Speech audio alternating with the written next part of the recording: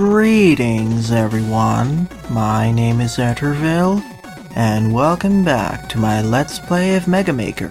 During the last part, I covered 6 levels that I found on the Mega Maker official forum's level sharing subforum.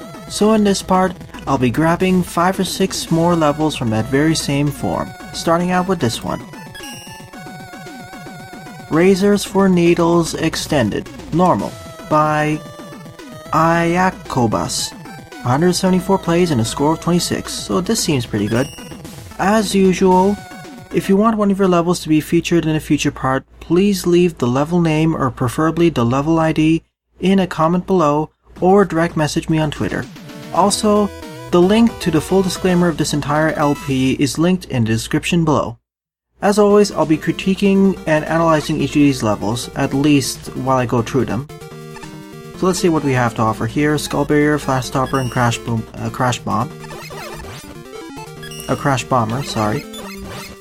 I get the two mixed up. And this seems to be a bit of a longer level based off the loading time. Once again, I really wish in a future update, probably in 1.1 or 1.2, there will eventually be an update indicating how long each stage is relatively in terms of screens. Even if the stage has multiple pathways, it'll still be relatively accurate so we'd know how long each stage will take, roughly, and how long it'll take for me to cover, or for other content creators. Okay, nice gradual introduction of challenges as well. First we had all those Mets and roller enemies, not over bottomless pits, now we're over bottomless pits. And we all have the Needle Man with that tile set, makes sense because this is Razors for Needles. And now the introduction to Sniper Joe enemy here, who I can just dispatch with just using my Crash Bomber if I really want to, but I want to conserve it for now. Now we're introduced to the Metars instead of the Metools, aka the Mega Man 2 Metars.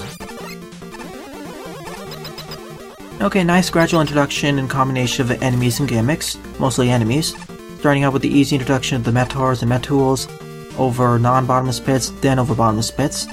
Now we're introduced to the shield attackers, we have plenty of time to react to them. Also a good checkpoint placement earlier up there. That's really appreciated. I have really good feelings about this stage, and based off the ratings, the other people who played through this stage seem to like it as well. That was my fault entirely. I was somewhat hoping there would be an alternate pathway down there, but no, it's just a minor jumping challenge.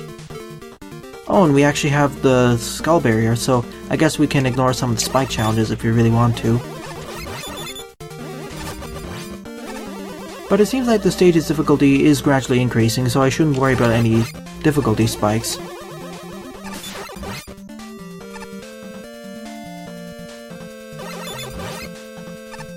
Don't really like these lower ceiling jumps, but at least the engine's 60 FPS.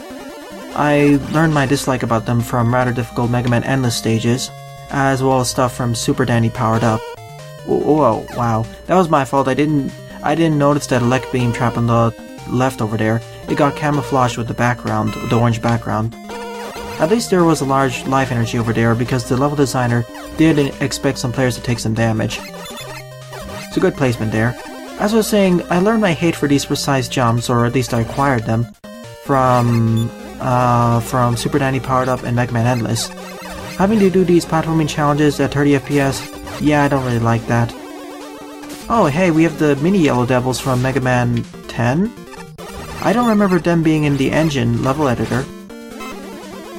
Was that added in version 1.0.9 along with the Croakers, as well as the Perfect Freeze weapon? I'm suspecting they were, either as a secret enemy or maybe something else, because I know I've heard some mentions that the minecart enemy from Mega Man 3, or was that Mega Man 5 Stone Man stage, is actually present is hidden in the files. And the only way you can access it is by using a text editor so you can access a full list of enemies. This is a little bit of a less of a fair challenge, but I do have the Skull Barrier to make it a bit easier, so it's on me. It's entirely doable to get past it by just using the Mega Buster. So as I was saying, I believe those mini Yellow Devil enemies were from Mega Man 10, and they are part of the engine, but they're not part of the level editor itself. Easy button. In essence, in order to access them, you need to use the level editor, dig into the level files, and edit them in that way. Unless, of course, they were actually added in the version 1.0.9 and I didn't really pay attention to the level editor. That may be entirely it too. Okay, a little bit of a rising segment here with the footholders. A bit of an elevator segment, nothing too bad yet. That was my fault. In fact, I probably should be using the skull barrier here, just in case. Not to mention, we actually have the skull barrier. Okay. When you're moving up on these platforms, apparently the skull barrier doesn't protect you. That's good to know. Well, at least I have the flash stopper, so that should make some of these areas a bit easier. Just gotta be a little bit careful so I don't get crushed against the ceiling. So whenever I feel like the situation requires it, I can just use this. Ah! I was wanting to press the slide button, but I accidentally hit the L trigger instead. Well, at least the level designer was rather generous enough to put a large weapon pickup here. I will have to take a look at the level editor to see if they actually added the mini yellow devils with this engine update. Or rather, if they're just if they're just secret items that are dummied out in the engine, and the only way you can access them is by using a level editor. I mean, using a text editor. Because I know that was the case for the minecart enemies.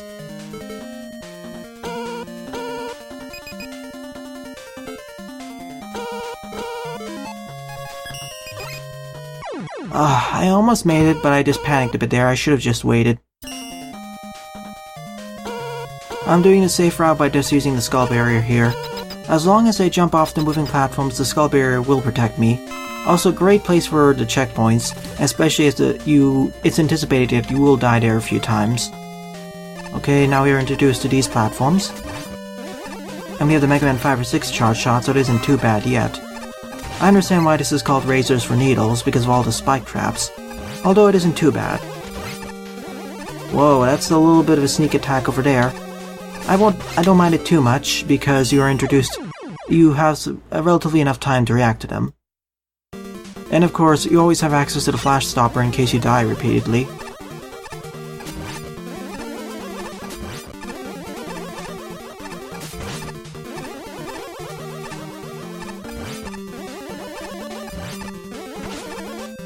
That's the main danger, and hitting these Yamasees can be a bit of a problem. Now, I don't have a weapon that can directly fire diagonally. That would make this challenge a lot easier. Oh, it's not too bad, though. Okay, let's try this again, shall we? I have a plan. Let's see if it works. Yeah, I should just use the skull barrier. That's my plan. And now just use the flash stopper in order to dissipate these enemies. Easy button. Should have thought about this earlier. Well, at least these shield attackers act like barriers. Whew. I have access to an M-tank on the left, but I will not take the risk there. Also, this stage consistently uses good checkpoint placement, so bravo. I have a suspicion that this will become my favorite level of the park. I thought my invulnerability frames were going to end over there, that's why I panicked and held left. Oh well. I'd also do appreciate that wow. I wasn't at the edge of the platform over there. At least there's always a large weapon pickup on the left side, so it makes it a lot easier to get by, especially if you run out. Really generous of the level designer. Well, I'm stuck here. Once you get knocked down here, there's no chance of getting up. I don't have the star crash after all. Well, I always have access to the skull barrier, so I probably should be using it more. In case of situations like this.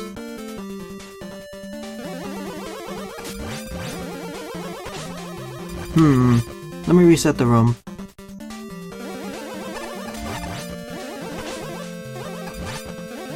After all, there are too many balls to take care of when the super ball cannons start firing, so it's best to dissipate them as quickly as possible. Because if you fall in the pit down there, well, it's instant death. And the extra life is kind of a trap, unless of course you use the skull barrier. More of these yellow devil enemies. No need to use Crash Bomber just yet. Still, there's an interesting set of gimmicks throughout this stage, so I do approve.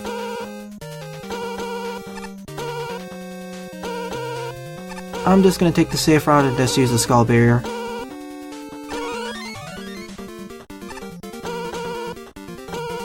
I wanna try some. Okay, the Skull Barrier does not dissipate when I actually hit these spikes. That's good to know. Oh, and I made it right in time to make it with the footholders. Nice. I thought I was going to die over there because I was on the moving platforms and I touched the ground. Better safe than sorry. I'm not taking any risks there, especially with the moving platforms removing my invulnerability frames. Before I move on to the next corridor or next room, I'm going to die. Really, I'm just going to reset so I can actually get some extra life. I misjudged the distance. Oh, neat. We have a boss fight against Metal Man over here. Nope, it's not his weakness. Oh no. What's his weakness anyway? That can't be it.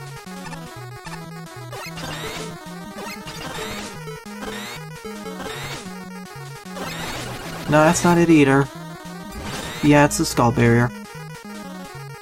Well, no wonder. The more difficult weapon to hit him with, but as long as you can get up here to this upper platform, it's fine. In fact, this stage was pretty fine. I kinda failed at it at certain segments because of my lack of skill, but I still quite enjoyed the stage. And the number of special weapons you got was pretty plentiful for dealing with most of the challenges, though I would have liked the ability to actually hit targets from... and the ability to have a special weapon that actually can hit diagonally. That would be really nice. And I do have an E-Tank too, just in case.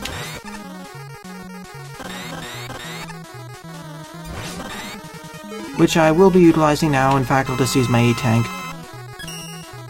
And that was the end for Razors for Needles Extended. It was certainly a harder stage, that's for sure, but it was fun. Well designed, gimmicks, enemies, and challenges were introduced in fair fashions, and were ramped up slightly over the period of the level. So good work, Iacobus. This is definitely a great stage. I hope it's at least Iacobus, or however you pronounce it. Sorry. Second level on the lineup is Factory Breakout by CoreFlare, 9 plays and a score of 4. From what I remember from the description, this level's main premise is that Mega Man has been imprisoned in his factory, and he needs to escape somehow. And we don't have access to the Mega Buster, we only have access to all these special weapons, as well as infinite usage of the charge kick, so that's nice. And we can phase through all these. I'm gonna take as many of these meme blocks, of course, and reset the stage because I have a suspicion I will need usage of at least one E-Tank. First we have this Yoku block segment, which I can circumvent by just using Charge Kick's abilities.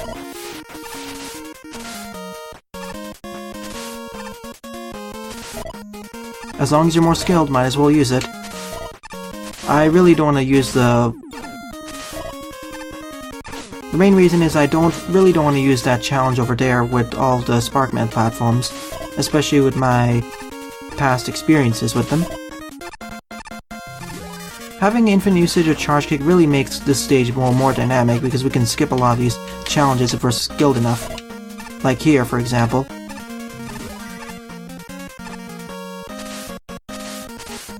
In fact, I think this entire stage is just escaping from one section entirely, and it's almost completely vertical. That's neat. Only problem is stuff like this happening. Which of course I can just circumvent by using the NATO, which I should have used earlier. Thank you for all the poles, so I can recharge all my health. Oh, we also have the gravity hold. That's a lot of extra weapon energy. In fact, there are a lot of nice weapons that I could have used in this stage, like the gravity hold, but they're really outclassed by the Magnet Beam, Charge Kick, and the NATO. Unfortunate, really. We really didn't need all those weapon pickups, that's for sure. I'll be sad if the stage ends here. No, it doesn't. Good. It continues right through here. I'm damage boosting off of here, so I don't need to take the lower pathway. Going to ignore all of those. Now we have red force beams. Good thing to know that the first room was just one segment. And we're out of here. We're out of the factory, and that's the end of the stage. It was a rather short stage in comparison to Razors for Needles, but this was a pretty unique and fun stage. I would consider this to be more like a gimmick-based level, or a special weapon challenge, because we only have access to special weapons. But I really liked how CoreFlare designed the stage so that if you're more skilled with how the NATO and how the Charge Kick's air jump works, you can circumvent a lot of the more difficult challenges, like for example all the Sparkman platforms, and really speedrun the stage. I quite approve of that. It really benefits more players who are more skilled with Mega Man and how to use special weapons. So for that alone, I definitely give this a thumbs up. And all the challenges were pretty fun, even though there was a bit of enemy spam near the end. Most of them was easily dealt with either the NATO or the gravity hold. The only unfortunate thing is that some things like the shine and top spin didn't really get a time to shine here. Mainly because most of the enemies were easily dispatched with my other special weapons like the NATO or Charge Kick. Alright, third level on the lineup is Crusader of the Dark Savant by Azrael. 12 plays and a score of -1. Let's see what this level has to offer. It has a score of -1, so I'm a little bit concerned. I totally didn't expect to die there right there. I expected there to be a secret on the left, but I didn't expect ice physics. Well, I'll blame the engine more for that. Wonderful, we have Charge Kick and infinite usage of the Silver Tomahawk. No Magnet Missile though. I mean, no Mega Buster. Oh, I have... Again, ice physics suddenly shooting me down below. I don't remember... It's been quite a while since I last played Mega Man Classic on the NES, so I don't know how strong the ice physics were in that game. But boy, is it really strong here. It resulted in my death. Whoa. Okay, and that was an E-Tank, so it was worth it. Even though I died twice over there. Of course, the only reason I really died there was due to ice physics, not falling off of the Yoko blocks. Okay, here we need to use the windstorm in order to get up here. Fair enough. Hopefully this stage doesn't become another windstorm gimmick stage. The one with a lot of precise jumps over spikes. Okay, it is a mix of stages, good. Here we are forced to use the Charge Kick in order to get across. Or damage boosting works too. I wonder if we're going to be using each of our special weapons in order to get across. That'll be neat.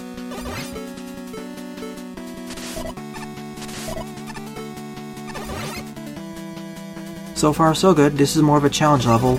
The first stage was more of a traditional level with some more flexibility, a little bit more difficult than a traditional Mega Man level. Or perhaps the first level was more like a fortress level.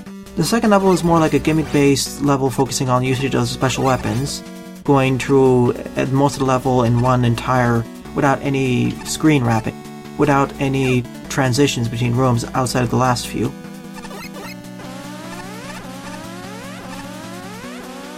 I knew there was going to be a secret over here. Wait, is there? Yeah, I think there's a... I'm going to take the lower route and see what's there. Just for fun. Oh, we have a windstorm windstorm segment here. That's neat. The second stage, as I said, was the gimmick-based stage focusing on usage of the special weapons. This one seems to be also somewhat more of a fortress level, or a gimmick-based stage focusing on special weapons too. Okay, that's where that leads up to. Let's restart at the last checkpoint because I want to take this route instead. Oh, this one is using top spin. That's neat.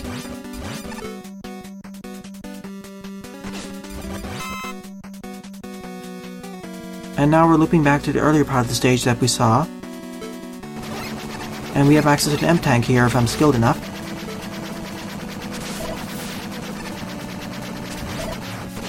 Damage boosting... wait a minute. Is there something on the left? Okay, so the lower route on the... that I went over earlier and going back to here, that's the actual route you need to take. This route instead was for just an M-Tank.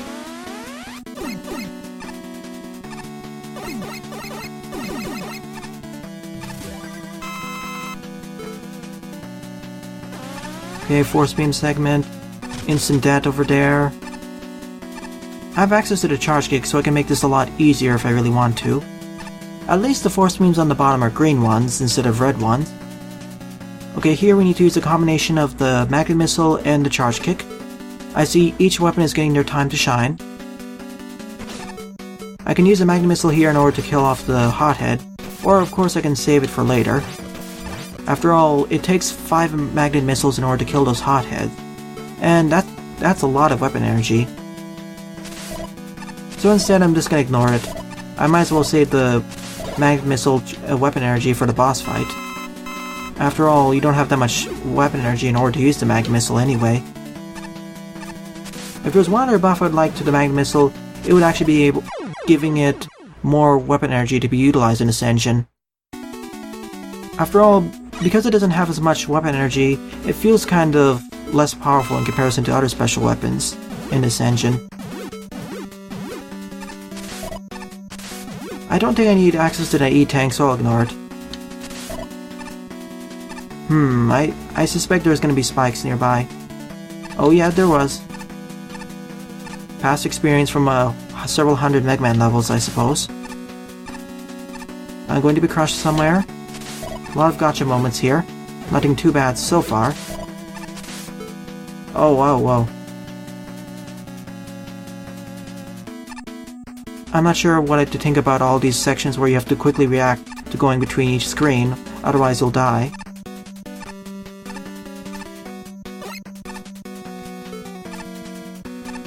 I thought I switched over to the charge kick. Oh, they have a similar color scheme, that's why, but I was actually on the Silver Tomahawk instead. That was my fault. I think that spells out something, TXI or something. Wonder what that means. This time I actually have the charge kick equipped. And gotta be careful so we don't get embedded into the spikes. Good to know. Really thanked that the designer actually gave us access to the charge kick. So we can make the challenges as easy or difficult as possible. Okay, I need to get on the left side, it seems. So I gotta get down here, jump on this one, jump on that one, and then proceed on to the right. Fair enough. Pretty nice set of challenges. Oh, whoa, whoa. That's not really fair to put... It's not really fair to put the one block over here, because if you're not careful you can end up sliding into the spikes there, or falling into them. Probably would be a better idea to put an extra set of blocks there. Kind of scary doing these sudden gotcha moments. But at least the checkpoint placement is fair, so I'm not complaining. Never had usage of the Search Snake yet, unfortunately. I guess I will get I'll get a use for it later on. Perhaps it's the boss's weakness. That's probably it.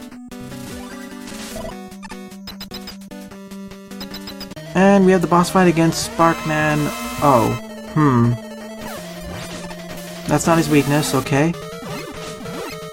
What could his weakness be, then? Oh, maybe it's the Silver Tomahawk.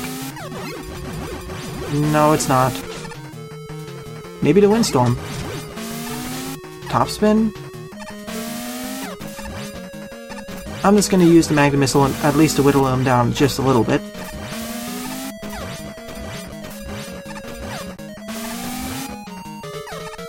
I swear it's going to be something silly like the Search Snake. Yeah, it is the Search Snake. No wonder. I'm going to use my M-Tank right now. Also, nice notice that you can actually switch between sides to actually hit Sparkman from, so you don't need to wait for both sides to dissipate. And that was the end of Crusader of the Dark Savant. A pretty fun stage, it's certainly a bit more on the challenging side, like the latter half of Razors for Needles, but it was pretty fun. The only unfortunate thing is that some of the special weapons, like the Surf Snake, didn't really get time to shine outside of the boss fight. But otherwise it was a pretty fun stage, and most of the special weapons got pretty nice usages, although the Magnet Missile kind of got the short end of the stick. Then again, the level designer did know that the Magnet Missile has less special weapon energy to go around with, so I suppose that was the reason why they didn't focus on it too much. Fourth level on the lineup is Underground Caves, also by Iacobus. 24 plays and a score of 11. Boy, I didn't expect another level by Iacobus. I randomly picked from all levels present over at the level sharing subforum, specifically following page 2, or on page 2 and following it, so I didn't expect to see them again. But of course, we know how the random selection can result in some odd patterns, like in the last part when I tried that. I got a whole bunch of water levels. Okay, we have a cave team, of course. Mega Buster in charge, Rush Coil. Okay, Mega Man 2 physics. Good to know. So this is going to be a lot more like a traditional level, I suppose. So I'm gonna evaluate it based off of that. When I evaluated the previous stage based off it being more of a special weapon-oriented stage, gimmick level, I say it was pretty good, 7 out of 10. Okay, a bit of forced usage of Rush Coil here, so a little bit more like a Fortress stage. Nothing too bad so far, though.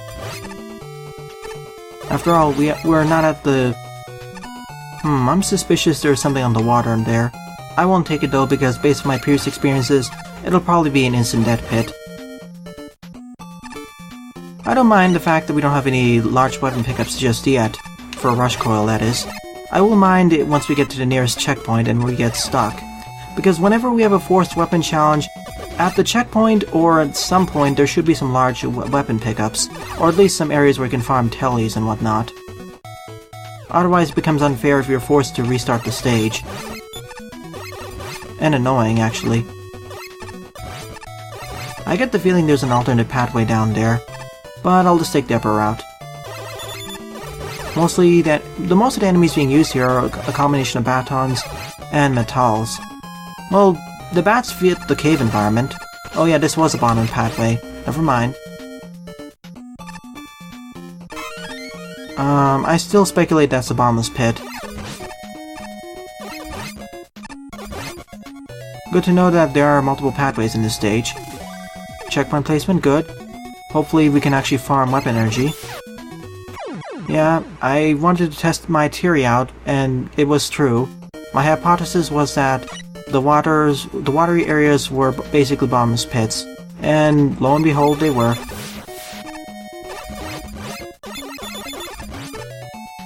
Let's take the upper route for a change. Whoops, that was my fault for not paying attention. Bit of spikes over there, so I gotta be a bit careful when making that jump. How high can I jump? Wow, that's pretty high actually. I think I should do the jump on the other side. Just for safety. No, I can't make the jump from there. I'll take the risk.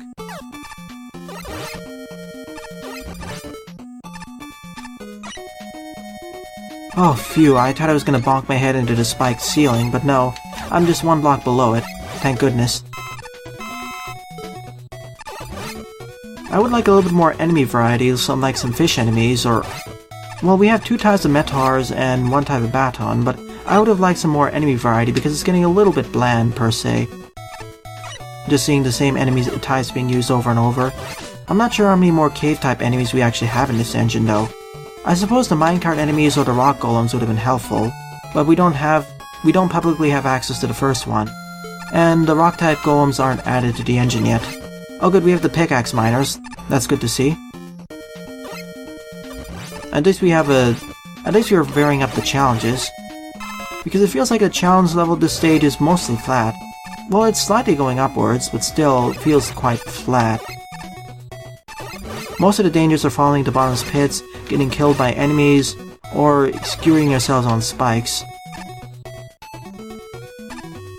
At least the checkpoint placement is pretty nice.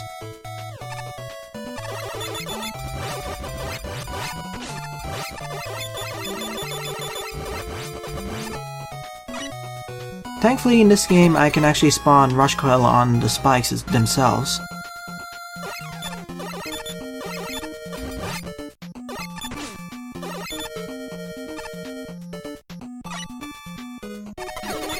I knew I was gonna take a hit over there. Especially because I don't have access to sliding. A lot of temporary platforms there. There's an M-Tack over there, I don't care. Gotta be careful so I don't end up embedding myself in the spikes. Really, this is one of the easier stages in this part, kind of tied with Factory Breakout. I would say it's even easier than Factory Breakout, because there's only about 4 enemy types. Well, technically 3 if you want to be more specific. And most of the dangers are relatively nearby and easily seen. Really, this is one of the more claustrophobic stages I've seen so far. I thought I was going to bounce off of Rush there, but for some reason the collision detection didn't catch it.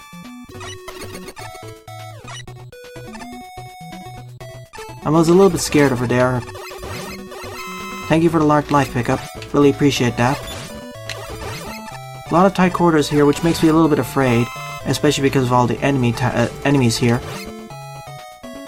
Oh, wait, is there a bottomless path? Oh wow, there is a bottom pathway here.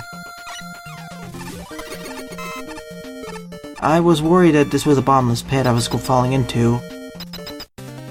No, this is the fight against Stone Man now. Well, fitting because he's only rock-based Roadmaster. This is kind of scary. I'm getting stuck with Stone Man here, especially with how much damage he does.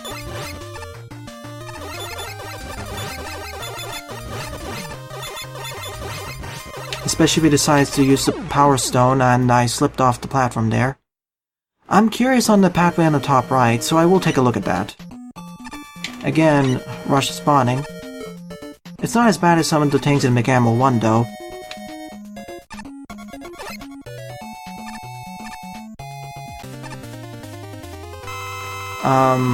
Alright, we can actually spawn Stone Man from the top. That's neat.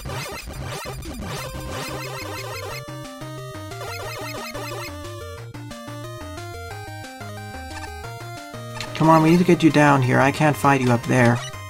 Well, actually I can. That's actually easy. It's a little bit easier to fight him here, as long as you're careful enough. Only problem is with all these picket men.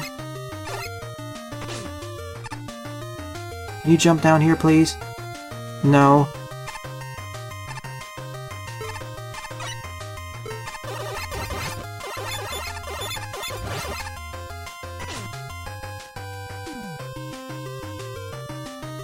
There you go. Thank you. Now I can fight you down here without getting stuck.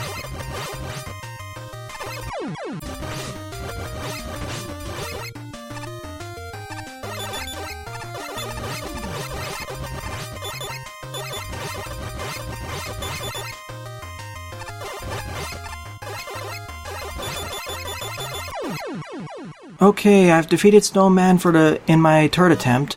I don't know why I kept slipping off that one tile. I don't know if it's a collision or my controller, but at least I defeated Stoneman now. It was a pretty fun stage, although I would have liked if Stoneman had an actual weakness, because that fight was getting rather dull. Plus I didn't have access to a charge shot, so that really slowed down the fight. If I had at least the Mega Man 4 charge shot, it would speed up the fight and make it a lot less dull. Although it's pretty interesting guiding Stoneman across those tight corridors, and you can make the fight a little bit easier, in quotation marks, if you take the upper route, although you have to worry about all those picket men. So, I'll still give this a thumbs up, but it felt rather dull. There was only 4 really enemy types used, and I would have liked at least one more special weapon, or a charge shot to be used, or at least the slide. That would make the stage feel a little less dull and repetitive, because I feel the stage could have been 6 or 7 screens shorter. Still, nice try, Iacobus. Fifth on the lineup is Special 001 Pickaxe Panic Remastered by RoyalGuard, 11 plays and a score of 2. I had to restart this stage near the beginning because of a technical issue. Let's hope this one goes better. And based off the name, well, I suppose it's gonna have a lot of picket men. Okay, we start out with Magnet Man's team, Magnet Man tile sets, and the dust blocks from Sparkman's stage. Or was it Dustman's stage, sorry. We have a random block over here, a stone. Okay, we're introducing the metals, I suppose. And we have the Crash Bomber and Charge Kick. Here's the first Picket Men. At least they're introduced in a relatively stable environment, so you can get used to them fine. Oh, and by the way, I forgot to mention this in the previous level. Underground caverns or underground caves is more like a traditional Mega Man level, but it was a rather dull one, so 5 out of 10. At least from my standpoint. It just didn't feel varied enough and didn't have enough enemy and gimmick variations. Quite a few one-screen challenges here with different varieties of the pickaxe enemies. Kind of reminds me of Mega Man 2 Atari, which I will eventually play in the future. And that was also made by the same creator as Mega Man Dr. Wily's Final Attack and Maho Warrior. Okay, we have 2 pathways we can take. This leads to nothing. So let's take the upper route. The bottom pathway leads to nothing as well. It just, it's basically foreshadowing to what new enemies we'll be facing later.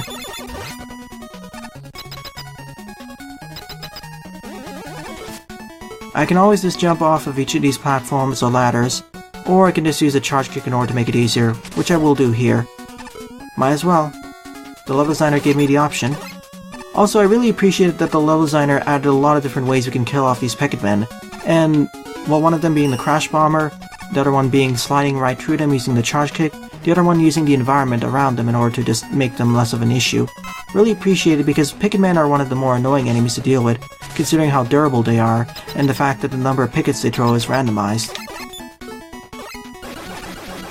Another example.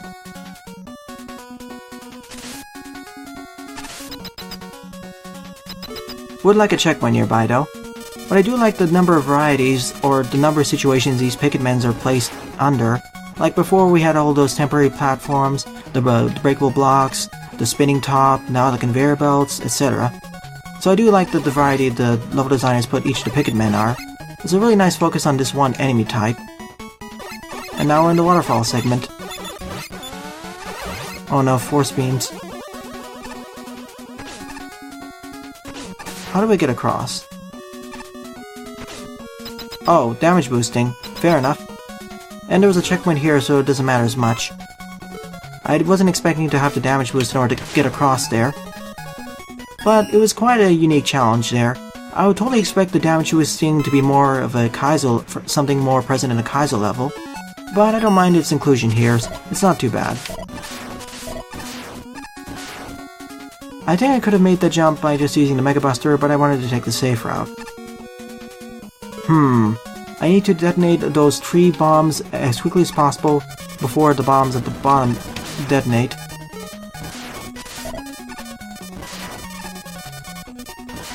Oh, golly, I almost failed that one. Specifically the one in the middle. A little bit more generous checkpoint placement, but I don't mind it too much. We have 2 pathways. Let me see what the right one leads me to. An E-Tank. I won't say no to an E-Tank.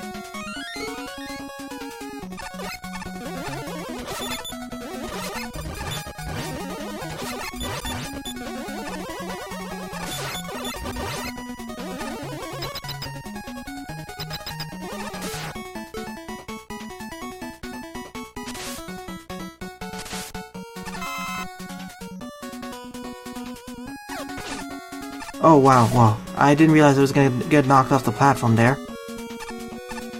Okay, this room looked a lot scarier than what it actually was.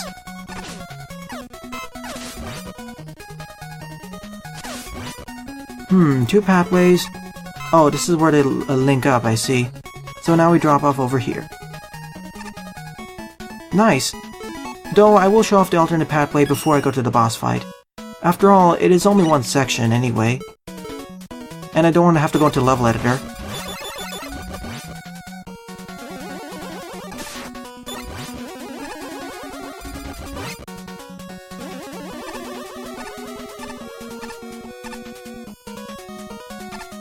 Yep, that's where the pathways link up to. Gotta be a little bit careful though, because if you decide to take the cheap route, well, you'll die, because you'll fall right into the spikes. Was there another alternate pathway over here? It looks like it. How do you access this one though? Because I feel like I went over all the alternate pathways. I'm suspicious. Oh, I guess that one route, the one with the bombs, I made a mistake. Remember that one segment where I thought it just led up to those rocks? It actually led up to here, and then you'd link up over here. That makes a lot more sense. Okay, we're back to where we were. I was suspicious that this left boss door indicated an alternate pathway, but in reality it's just there for show. At least that's what I think. I'll have to open up this level in the level editor to see more what's going on. Okay, now we fight Cutman with, of course, the Picket Man helping him. Fitting. Of course, charge kick. Why not? It's not too bad, though. Especially because the Picket Man's aim isn't the best. Just gotta be careful so I don't get telefragged here. So Pickaxe Panic was a pretty nice stage. It really utilized the pickaxe or Picket Man enemies pretty well in different scenarios, and thankfully it gave us the ability to use the Crash Bomber in order to eliminate them fast, the Charge Shot as well, and of course a lot of environmental ways in order to dissipate them pretty fast. So for that alone I give it a thumbs up, plus the variety of challenges makes it a pretty fun stage as well. I definitely would give this a 6 out of 10. Alright, I'm in the level editor for Pickaxe Panic. Apparently this entire route down here you can access by falling down over here. Essentially the first time you could fall down was over here, so if you jump down you'll get into this entire section which I just skipped over. I didn't realize this entirely existed. Oh, and there's the meme blocks. Fitting. Yeah, I completely skipped over it because I didn't realize that these pits over here were actually led to another segment. Because based off of the several hundred other levels I played so far, most of the time this would lead to a bottomless pit, so I didn't want to risk it. But apparently it leads to an entirely new segment. And if I keep going over here, it'll link up over here, and this is where the count bomb I saw earlier gets detonated. That's neat. And over here where these blocks actually link up or get stuck, well, in order to access all of these Picket Men, well, we've got to go all the way here. So where is this leading up to? So if you shoot down this Picket Man over here, then you can fall down right over here, and it'll lead to the segment on the left. I thought this was also a bottomless pit. And going all the way here, you can gain access to all these extra goodies, fight all these extra Picket Men if you really choose to, and you can take this up to the teleporter and it'll loop you back up here. There are a lot of secrets that I missed because I thought they were bottomless pits. See what else here. Again, another segment which I thought was a bottomless pit. I thought you were supposed to damage boost through these red force beams in order to get across, but in reality you could fall down all the way down through this waterfall, and you'd go over here and there's no spike trap. In fact, this is where these boss quarters lead up to, the ones that I thought meant something else, but this is the pathway which I accidentally backtracked to. And if you somehow fall all the way down over here, this is where this pathway leads up to, and this is how you activate these bombs to get it back up to here. That's all where the pathways lead up to, and this is the boss corridor or door which I couldn't access from the left side, because it's being blocked by all these blocks over here. So that explains where all the alternate pathways come from and where they originated. For the most part, the reasons why I missed them was, of course, because I thought they were just bottomless pits. In reality, they were extra parts of the stage. I've been so paranoid of falling to bottomless pits based off my experiences in several dozen other levels in Mega Maker that I didn't want to try. But in reality, this stage is a lot more advanced than what my initial playthrough made me think it was. That's why when I got up to here, I got a bit confused and thought this led to a split pathway, but in reality, this is where the pathways joined up to, and that's where you could get to the final boss door here. So wonderful work in that regard. Because it took so long to cover these 5 levels in this part, I think I'll end off this part right now. So in summary, my favorite levels of this part would be Razors for Needles and Pickaxe Panic, with Crusader of the Dark Savant and Factory Breakout being honorable mentions. Well then, in the next part, I'll be covering 6 viewer-submitted levels. Thanks for watching and have a nice day. Toodles!